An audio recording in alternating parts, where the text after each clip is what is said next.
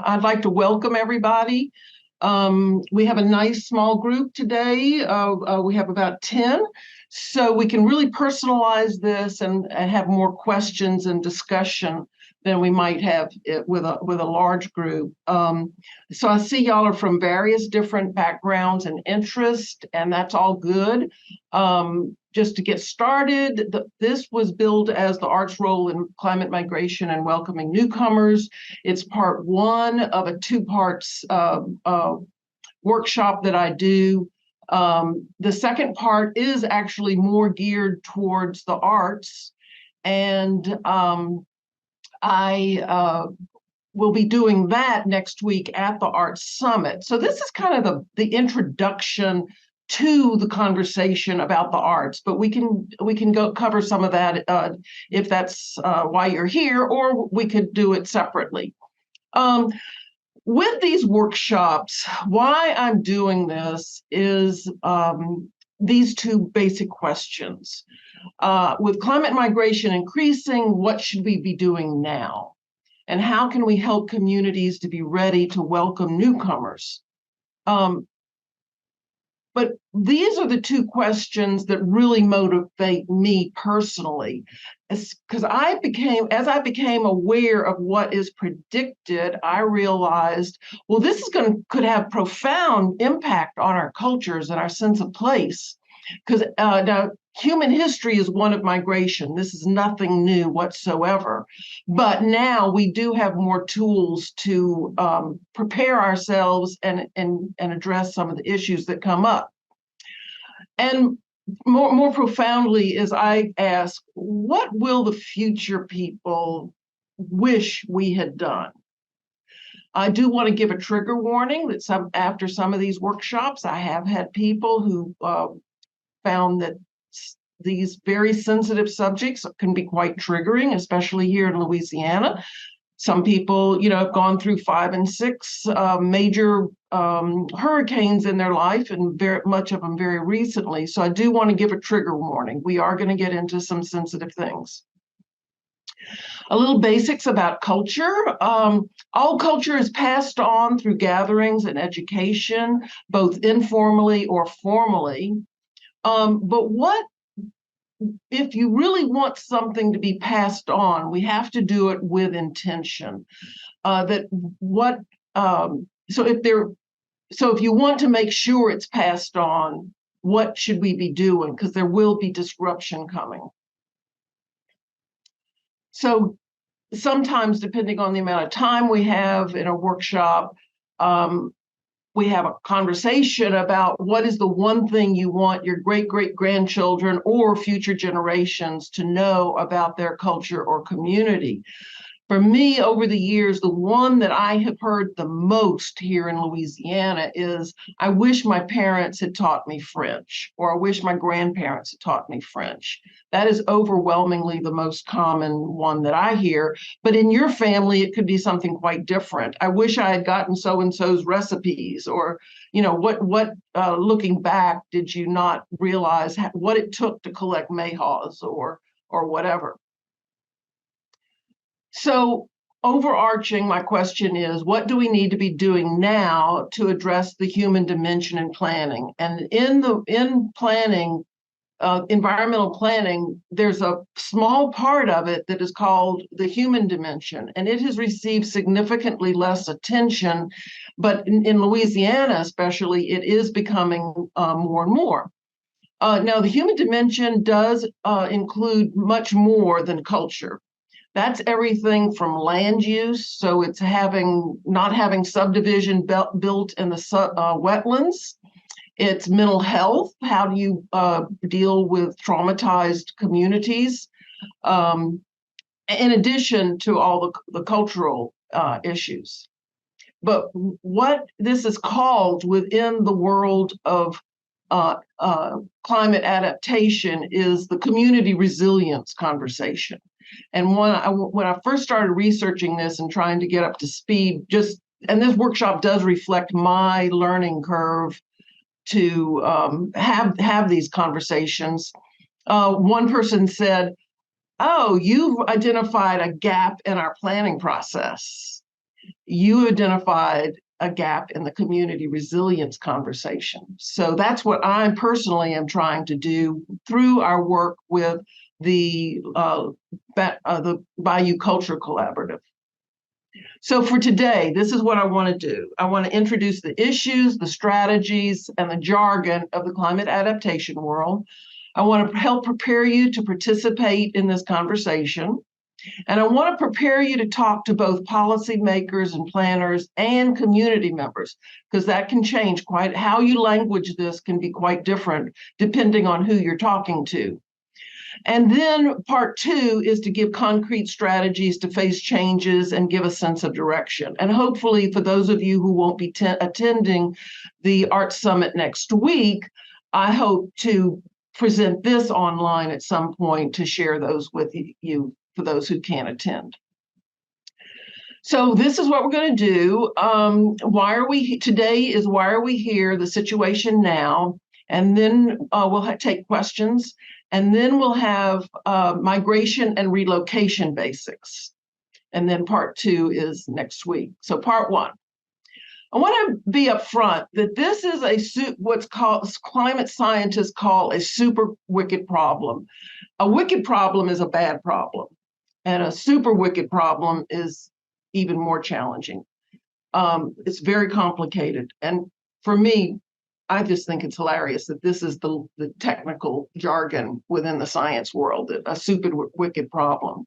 I want to acknowledge that in this room, there are different levels of awareness. My hope is to even out your awareness so that we can have a dialogue about it here or elsewhere.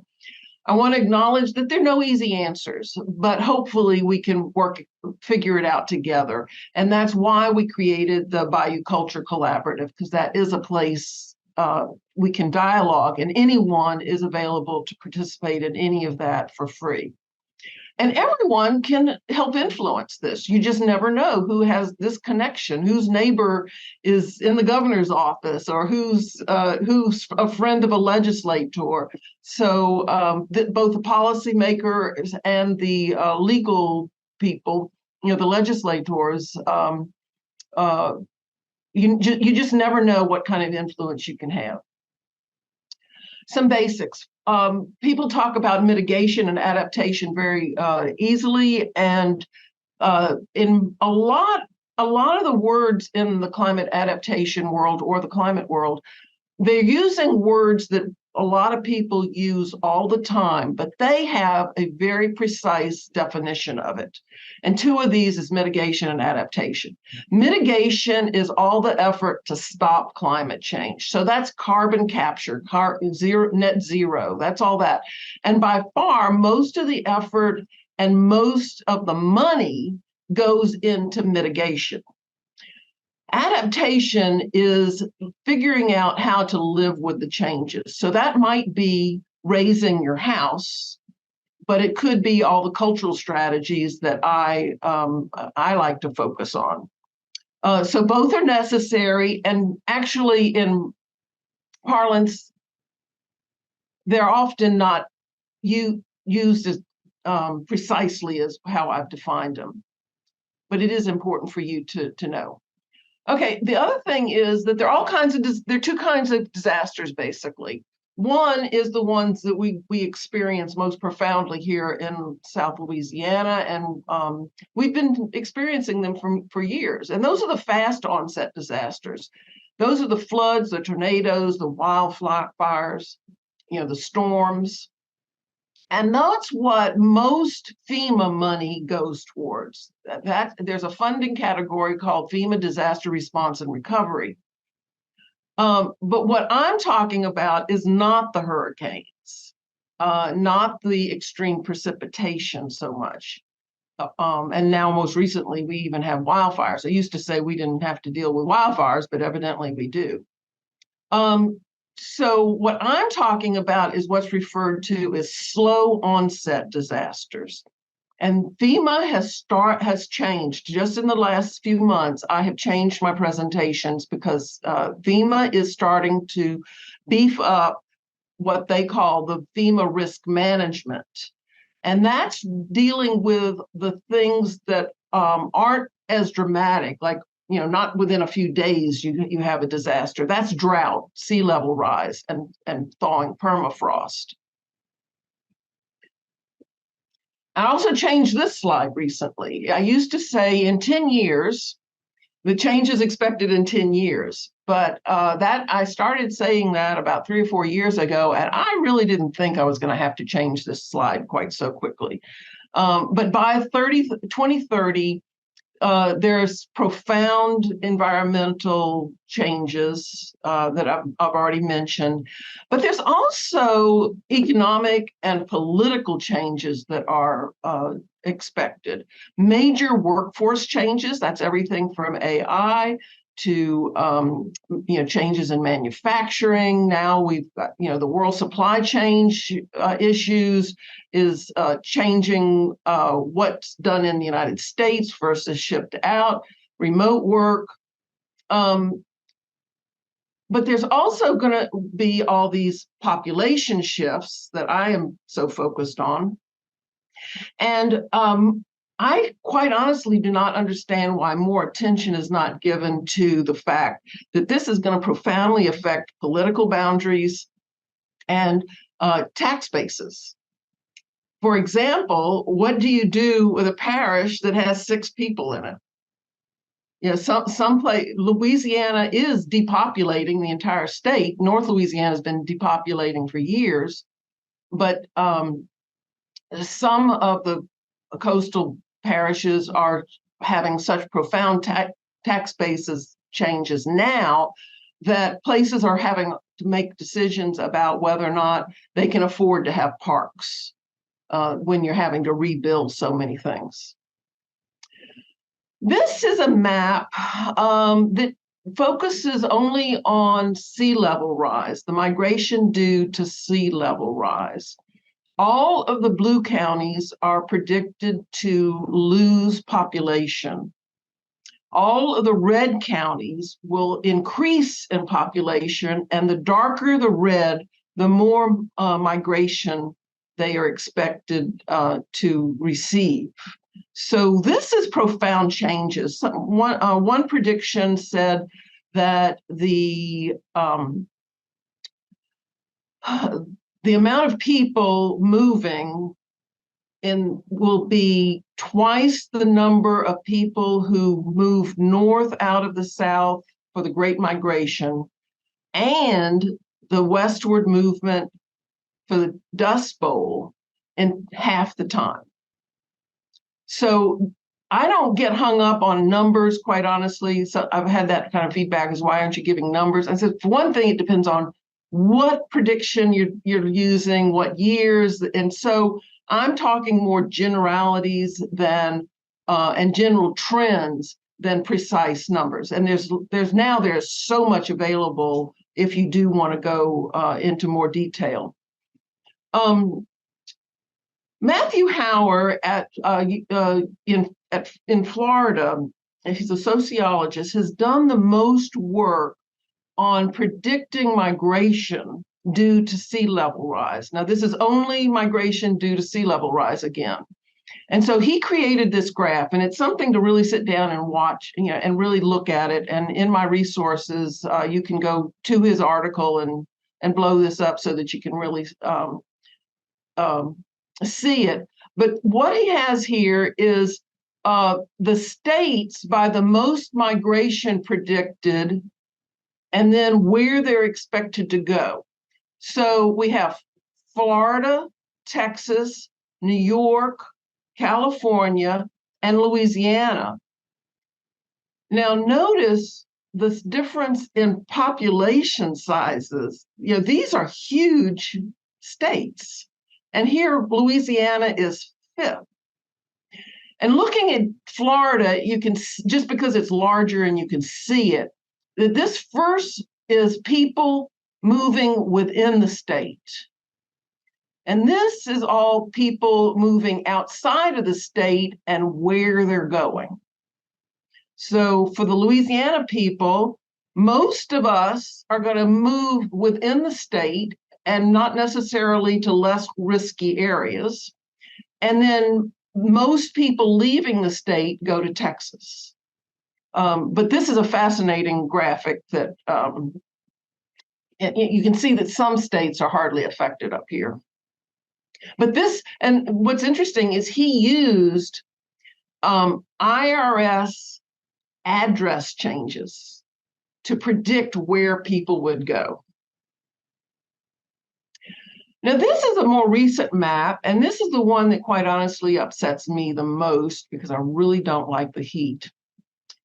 First Street Foundation is one of the leaders in collecting and analyzing data.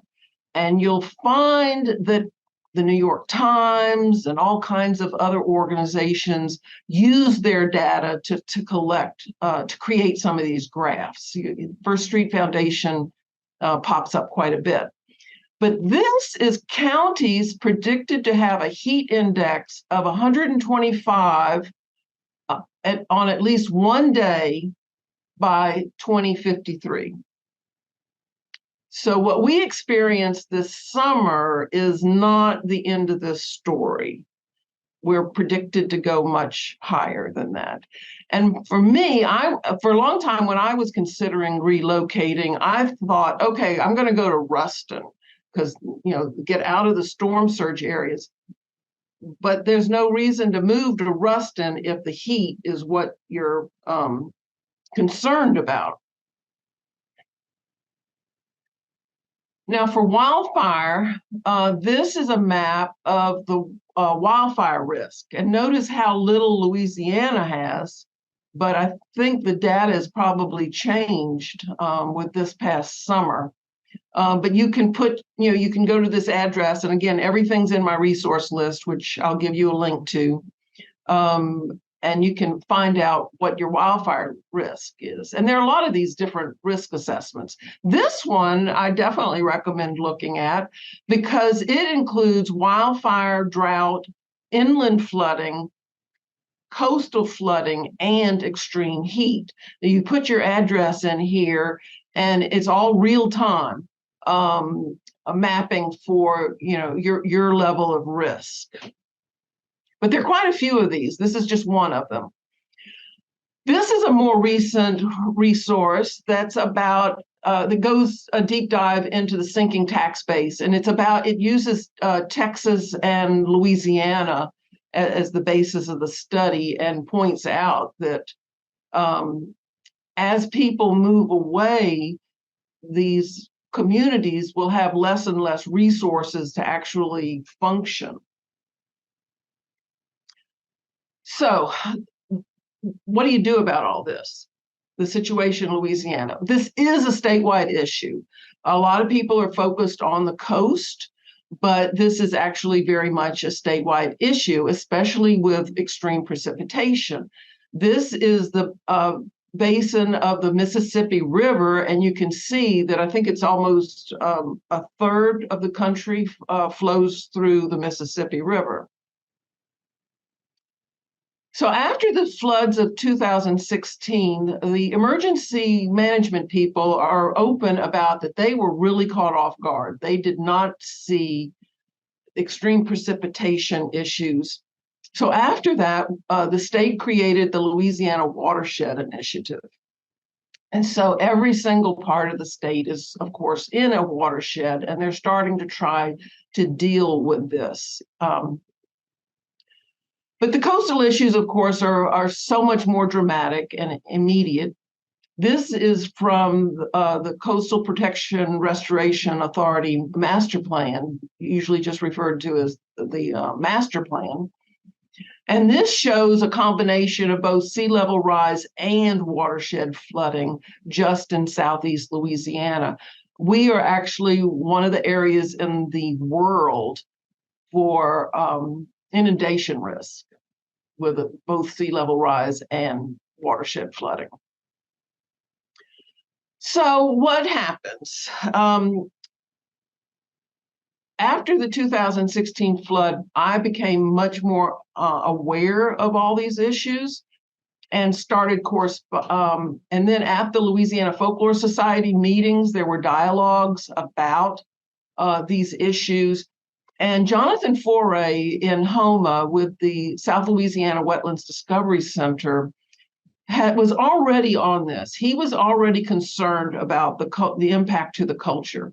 So in response, the Louisiana Folklore Society created what's called the Bayou Culture Collaborative. Now, I'm in a state agency. I have some funds that I can spend only on folk life. And so I happen to be in a position to take action before everything else, everyone else.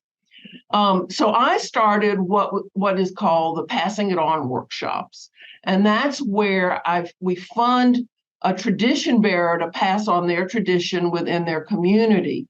And I'm very pleased to say that in these 5 years, we have given $85,000 directly to tradition bearers, or rather to support the workshops that the tradition bearers did, because that's not just honoraria, that's also workshop expenses. And we've had quite a range of them.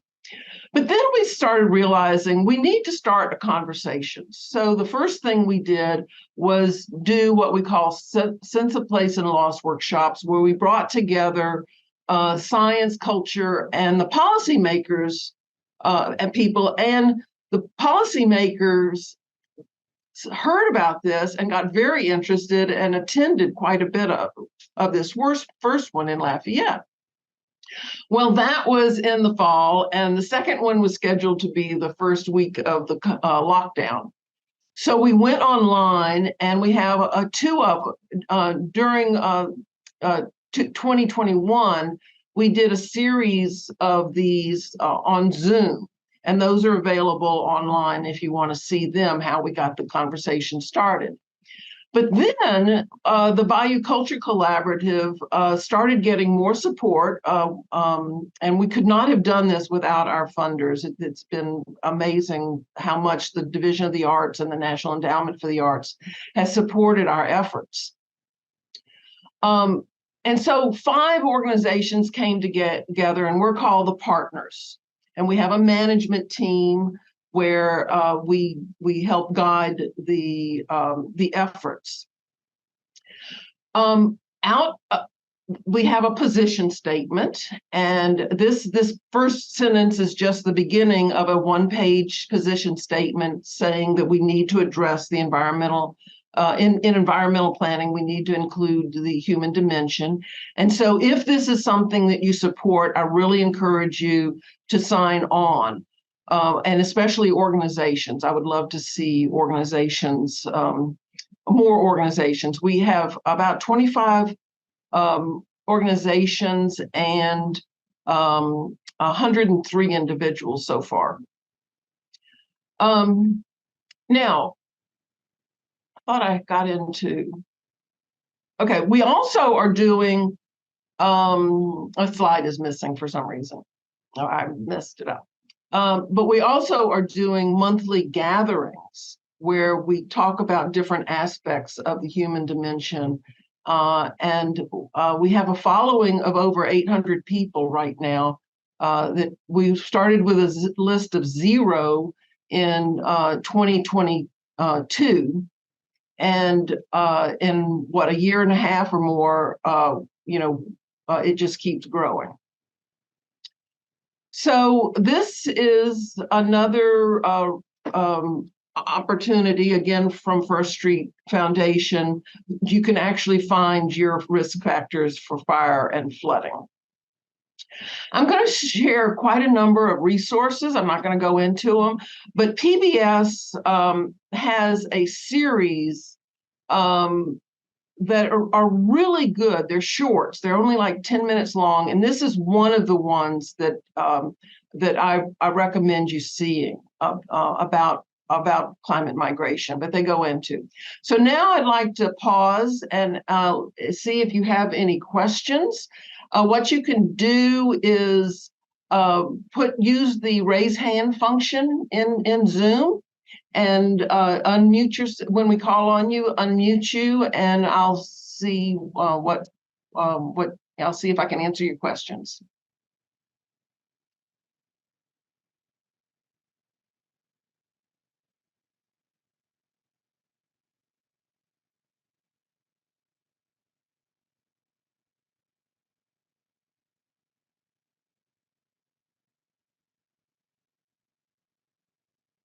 Okay, we'll keep rolling then. Now I'm going to give you a basics about migration and relocation. They vary dramatically around the country and even within the state. I'm not going to go into all of these issues, but I want to give you an introduction to them. The level of risk varies, and what planners have to ask is whether or not you're a high, medium, or low risk, because how you approach it makes a big difference, and all the planning is different. And actually, within these categories, things are changing. Now, I'm hearing more and more of the questioning whether raising houses makes sense, considering you're going to need a boat to get there eventually. So, and it gets very complicated because on what timeline are you planning, your adaptation strategy? Is it for 10 years, 20 years, 100 years? That all makes a huge difference. The economics: is your coast a recreational or working coast? Louisiana is primarily a working coast, but it's also recreational. But if you have a coast that is all beach houses or summer houses, it's quite different. And what is the basis of your economy, especially if it's high or low carbon intense? We are extremely high carbon intense. So how do you adapt with that? It's just super complicated. And then also, what are the workforce skills in your area? And are the ones likely to migrate going to be taking those skills, or do they have any place to take those skills? So that can make a huge difference. The demographics, of course, is huge. Are you increasing or decreasing your population now? In Florida, despite it being the highest risk, people are continuing to move to Florida, and they're predicted to continue, even though it's going to be hit harder than even Louisiana. How densely populated is your area? And I've seen conversations with planners, and it play out in some of the things that are happening in Louisiana, is how densely populated, because there's a cost benefit issue of how much money do you spend to protect a small community that's high risk versus the entire city of New Orleans. And this is actually playing out right now with the salt water coming up the Mississippi, because this is nothing new. Lower Plaquemines has been dealing with this for 2 years. And not until it started to really profoundly or start to reach New Orleans did it suddenly become a national emergency, which it is. I'm not downplaying that at all, but this directly relates to how densely populated is your area. Also, is your area urban, suburban, or rural? This plays out a huge way in where people tend to move, because rural people tend to want to move to other rural areas, except for the young and educated, the ones that are most likely to take with them more significant salaries and skills and resources. So what ends up happening is, as the young and educated leave, you're left with the people who either can afford to insure themselves and don't need to worry about this as much. They can afford to lose their second home. So, or the poor and the elderly, the ones that end up being stuck as a community collapses. So it gets more and more challenging as everyone starts leaving. But I want to infuse into the conversation more cultural issues. For example, what is the tendency of your community to move? In Louisiana, now everywhere, people tend to not move that far away. People tend not to leave their country. They tend not to leave their state. They tend not to leave their area. in Louisiana, there's a long, long history of people moving up a watershed, moving up the bayou. So you can talk to many families whose family, the grandfather was in Cocodrie, the grandfather and grandmother were in Cocodrie. Their children moved to Chauvin. Their children are now in Houma. This is a very typical pattern. Another thing related to this is how long people have been in this place. So in Louisiana, we actually have families that are still living on Spanish land grants 7 generations later. Now, that's not most people. And we have many, many more people that have moved around and they experimented over the centuries here. The Europeans, they experimented with different communities. There are relic communities in Louisiana. But the dynamics of how people cope with the sea level rise or whatever threat they're dealing with is going to vary depending on how long people are rooted. Louisiana is exceptionally rooted to the land. Even me in Baton Rouge, I've been told at national conferences by colleagues, you really have a sense of place. You don't, like my resistance to leaving is notable.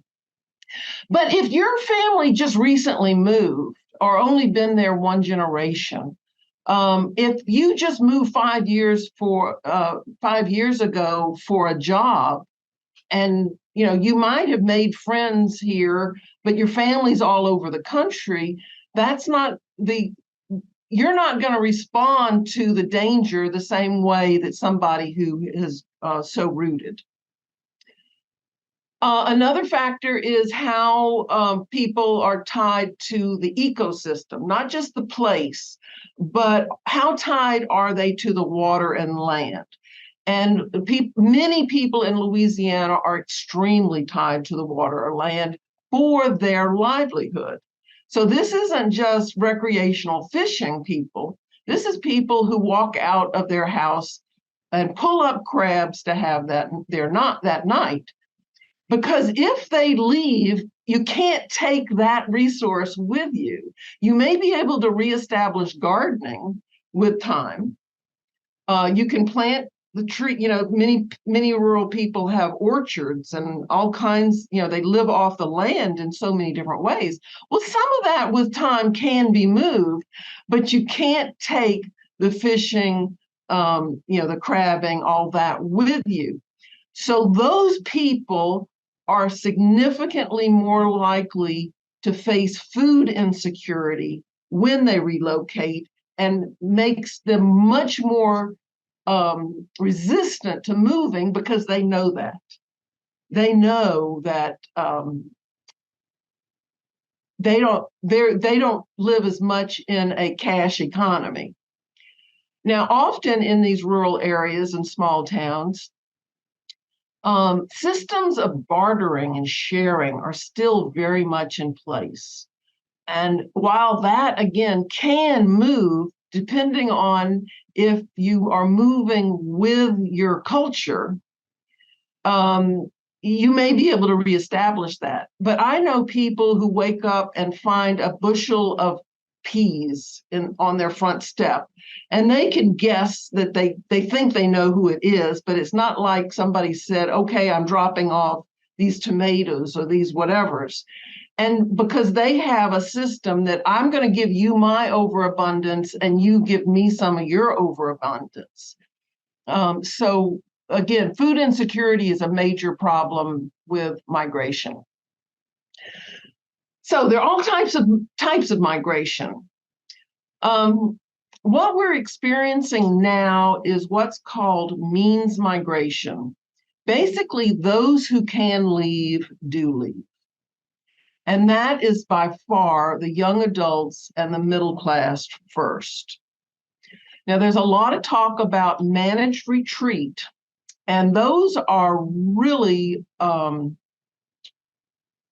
challenging words in almost any setting.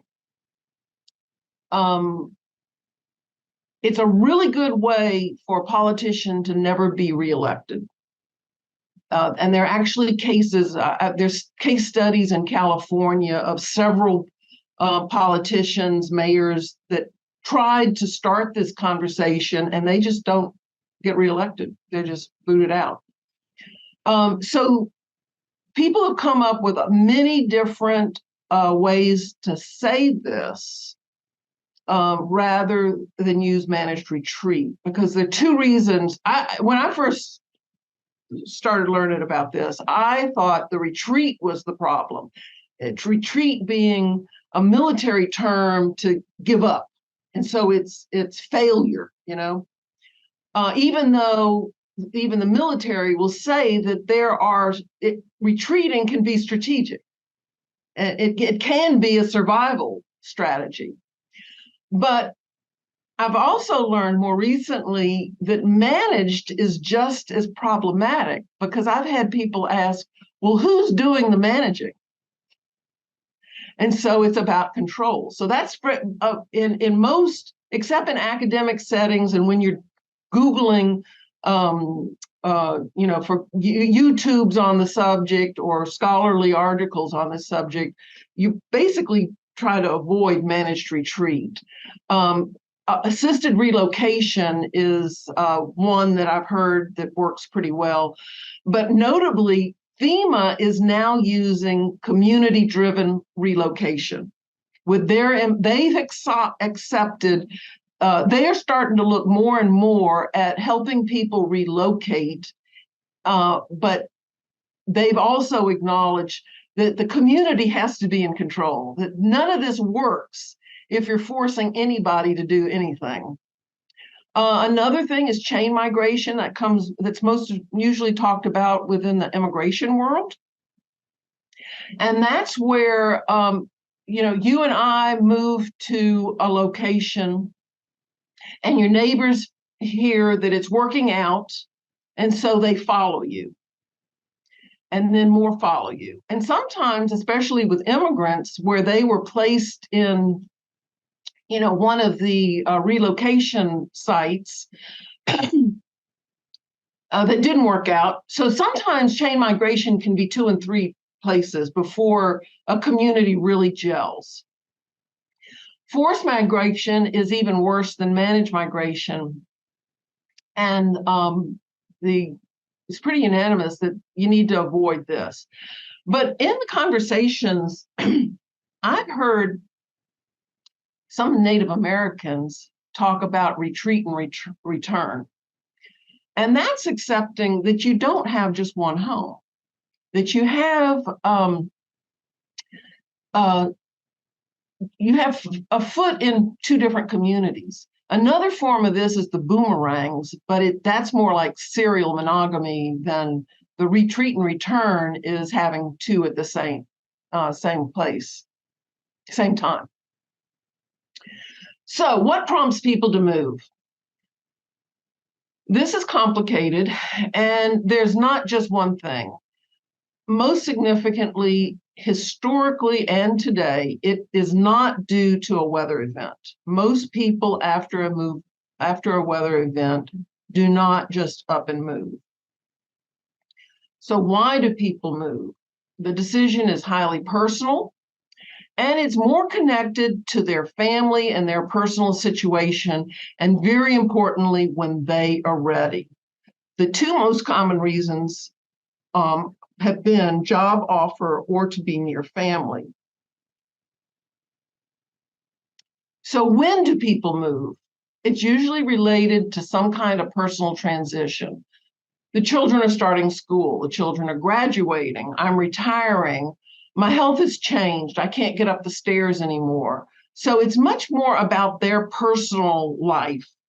And so that's why the forced migration really doesn't work, because people just need to do it when they are ready.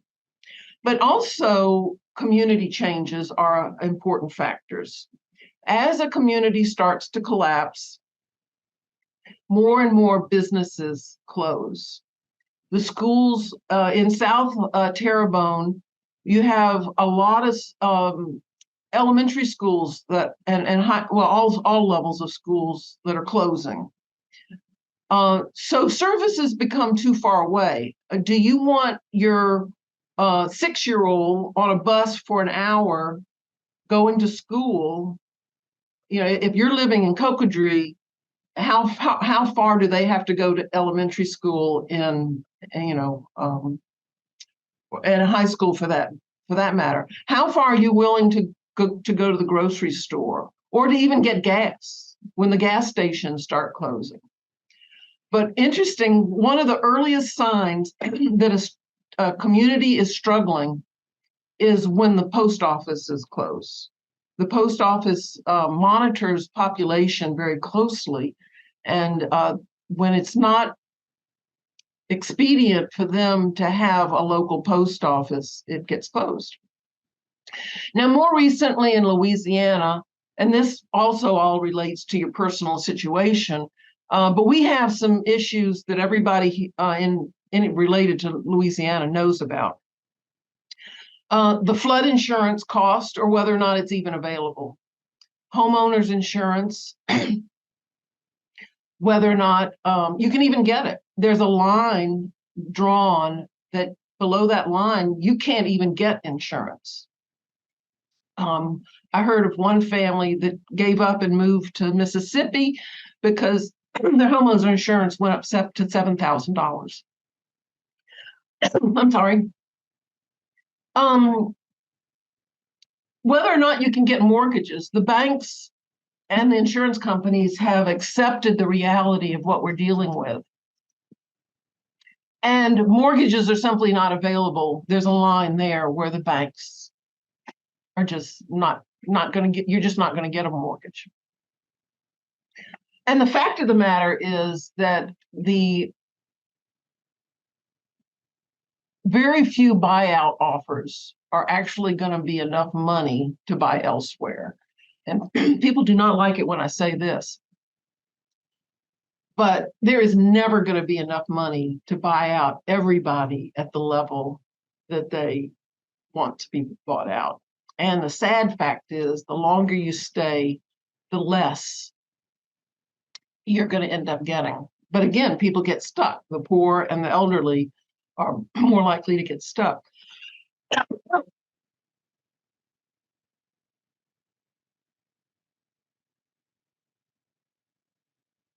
But people are starting to factor in disasters to relocate. Redfin did a survey in 2021. And note that this was before Hurricane Ida. Hurricane Ida sped up this process significantly. A state can be sticky or a magnet. And a sticky state has a high number of native-born residents. And native-born residents tend to be resistant to moving. The opposite is a magnet, and that's where people want to move. Louisiana has the highest number of native-born residents. And I asked, well, what's number 2? I was curious. It's Pennsylvania. That for a while, Louisiana and Pennsylvania alternated between being sticky, the stickiest. This is a new one that I just found last week, and I wanted to throw it in. I was very pleased that he was saying much of what I've just told you. He frames it quite differently, but it's an excellent introduction. It's only an hour, so good introduction to migration. And he frames it as the things that we know and we don't know. And he confirmed a lot of it, because I'm not a migration expert. I've learned this talking to people and asking people. I've kind of had to. I'm an anthropologist, but I'm not an expert on all this. So I want to share that one of the things that you really need to keep in mind is there are some basic concepts that you need to think about before you start talking to people And number one is intersectionality. Intersectionality is acknowledges how complicated everything is. And this is one of the best articles I've found on why you need an intersectional viewpoint. And that this map shows all the coastal counties, and those in gray have above the national average in African American communities, a percentage above the national average. So he uses the Gullah Geechee as in his case study, and his point is that most planning does not factor in race. And so if you go about business as usual, you will replicate the injustices of the past. So race needs to be a factor in planning in order to be equitable. Now, I've alluded to some of the words that mattered, like managed retreat and community-driven location, but the other thing that you might want to think about is resilience. In South Louisiana, people are really being tired of being told that they need to be resilient. And I was very relieved when at a conference I learned that resilience should apply to systems, not individuals. So individuals might be tenacious to keep hanging on, but resilience is a system issue. Then I've used several different ways of referring to the communities that are struggling. I've tended to use, I think today, collapsing more often, but that may not be a good thing to say to a collapsing community. That is not going to go off well. An ascending community also doesn't go over well, even though in the dialogue about receiving communities and sending communities, those are often juxtaposed. But what I would recommend is vulnerable communities, especially with community, because it acknowledges the risk, but doesn't assume an outcome. It doesn't assume that the people are definitely leaving or that their community is going to collapse and completely go away.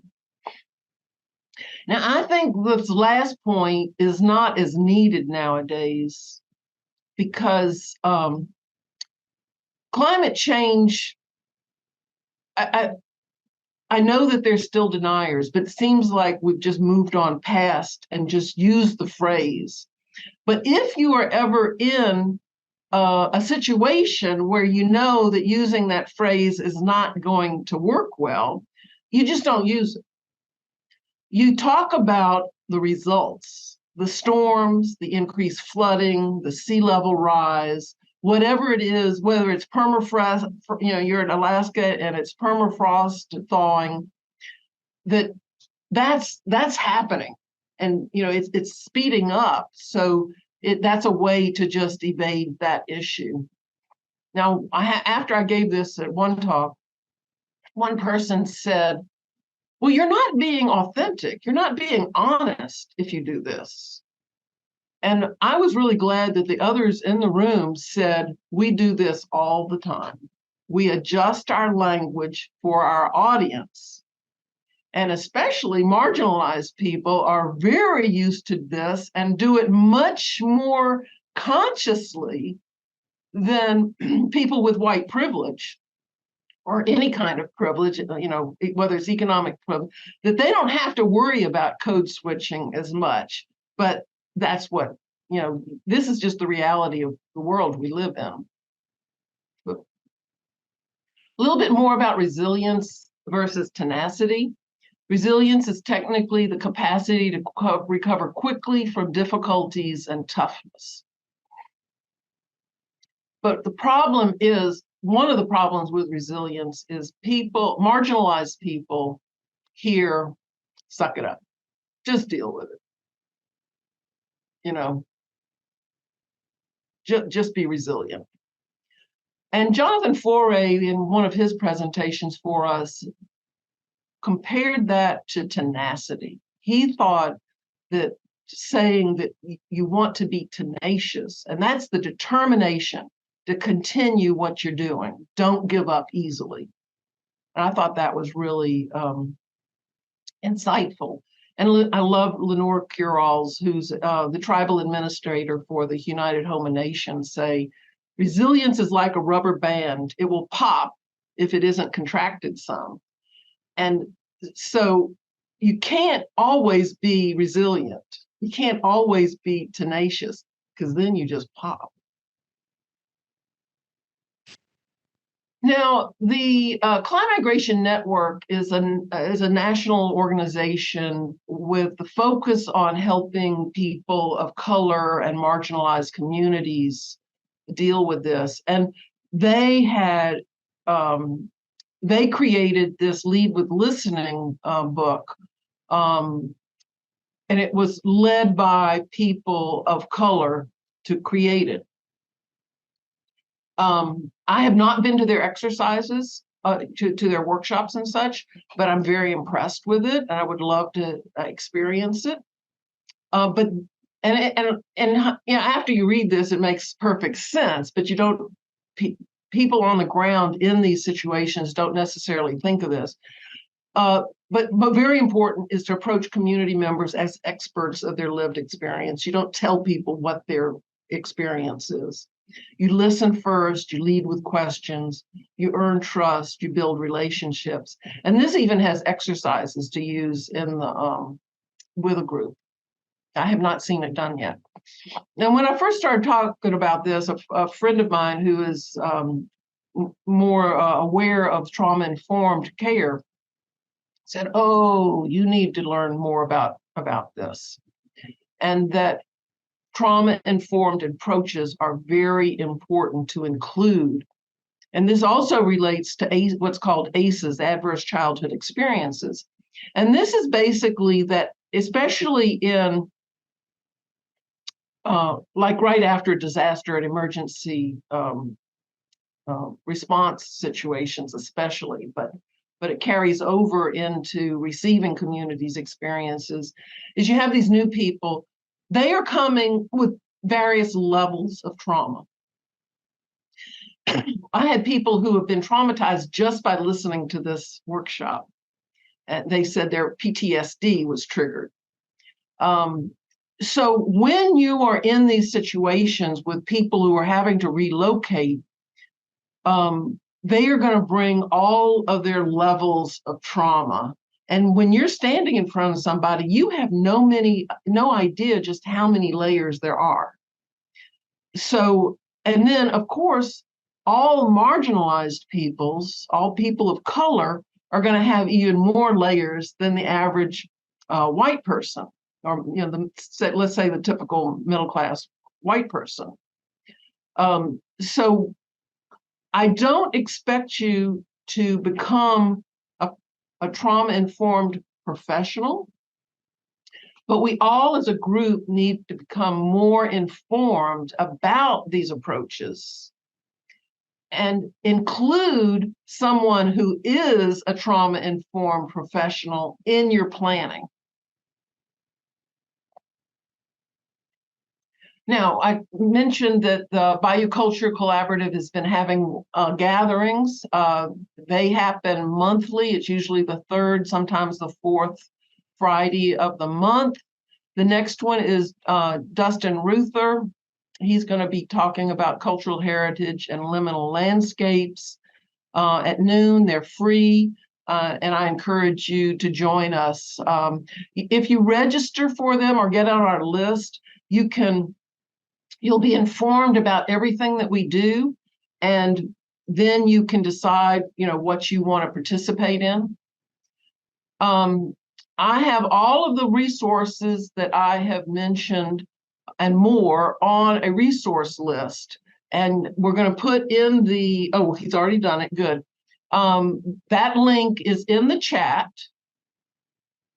And for the National Main Street Conference, Main Street Now, They wanted me to help people well, there's the strategies section that we'll do at the Arts Council Art Summit. But they wanted the final part of my workshop for them to walk out with a strategic plan of what are they going to do. And I said, well, for one thing, I'm not equipped to walk anybody through creating their plan, a strategic plan. But what I can do is help you think about what you need to become informed about in order to do a strategic plan. So I created what I call the plan to plan. And it's basically this workshop organized as what do you need to follow up on, and how can you who do you need to know, who are the players in your area. So the other thing I wanted to mention about the Bayou Culture Collaborative is that we have 5 working groups. They create these on their own. This is not a top-down thing, that people are coming here and realizing that they had been working in silos and they could not find other people with the same concerns. For example, one UNO planner read our position statement, and she said, you basically said the same thing I said 20 years ago, but it's better. I had 2 technical editors work with me on how to say this. So all these people, with all the focus on the coast and levees and now diversions and restoring the coast, the environmentalists are just as concerned, or many of them are just as concerned with the people and adaptation. But they had all been working in silo and didn't realize that they had people. So what the Bayou Culture Collaborative does is help connect people. At the very first one, a group decided we had to have one on culture and coastal planning. It's really culture and planning. And it's not just coastal. And they are the ones that produced the position statement. They're the ones that produced the response to the master plan, which, by the way, someone in the governor's office asked us to do because they wanted to get past only the physical restoration of the coast. Very important. I'm not going to argue against that. But could we have the cost of one levy, to address the people? French language preservation, next Saturday, not this Saturday, but the next, is having a French summit. And they are on fire. They are working hard on pulling together all the people who want to make sure that the French language of all varieties, Creole, Indian, Houma Indian French, all French varieties, get the attention they need. More recently, the receiving communities, preparing receiving communities group is working hard. They've met about 4 or 5 times, and just recently with the new, the chief resilience officer of the state, who in a way leans on us for some of the thought development. It's quite interesting. There's a group for artists, tradition bearers, and writers. And then most recently, they've only met once, is protecting collections. There are 5 museums across South Louisiana, at least 5, that have even closed or reduced. One's operating out of a bus and has closed their permanent location. So what happens to all these collections of various types with the changing situation? Lenore Curall with the United Houma Nation tells an amazing story of packing up their oral history collection while water was coming in the roof, and somebody drove it to somewhere in Texas where it still is. So there's a lot of work to be done. Personally, I would love to see one on mental health. This is a little bit more about the artists and tradition bearers. and I'll go into more detail with that next week at the Arts Council. But artists have a very special role to play in all of this. They can build awareness and connect with community members in ways that reports and graphs just are never going to do. And then there's the opportunity for what's called a community engagement project, and that can be used in so many different settings, but it helps provide experiential interaction for community members. Let's say if you have a whole bunch of people who move into a community and there's resistance. Those of you in Baton Rouge, if you were here after Katrina, you probably know about the 225s versus the 504s. That made the news. And that was the high school students clashing, the New Orleans people clashing with the Baton Rouge teens. I also want to, very important to all this is the mental health. And you can say, why culture? And my response is that taking care of the well-being, that culture provides connection and well-being, a sense of well-being for all those who are living with these environmental changes.